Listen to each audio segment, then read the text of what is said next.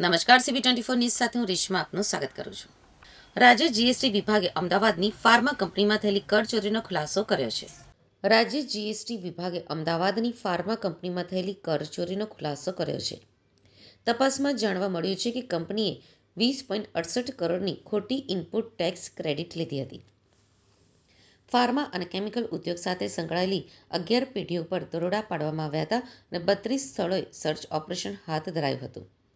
તપાસ દરમિયાન bogus invoice અને ઈ-વે બિલ દ્વારા વ્યવહારો દર્શાવાતા હોવાનું સામે આવ્યું છે. પેઢીના માલિકો સામે ગુનો નોંધી બે મુખ્ય આરોપીઓ કેયુર દીપક શાહ અને રોમલ વિનોદકુમાર બાફનાને ઝડપી લેવામાં આવ્યા છે.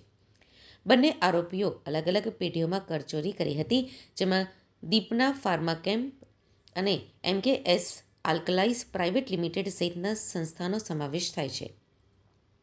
આ કરચોરીની રકમ 5 કરોડથી વધુ હોવાથી આરોપીઓને જામીન મળ્યા નથી અને તેમને ન્યાયિક કસ્ટડીમાં મોકલવામાં આવ્યા છે. જીએસટી વિભાગ દ્વારા તપાસ ચાલુ છે અને ભવિષ્યમાં આવા કિસ્સાઓ સામે કડક કાર્યવાહી થવાની આશા વ્યક્ત કરવામાં આવી છે.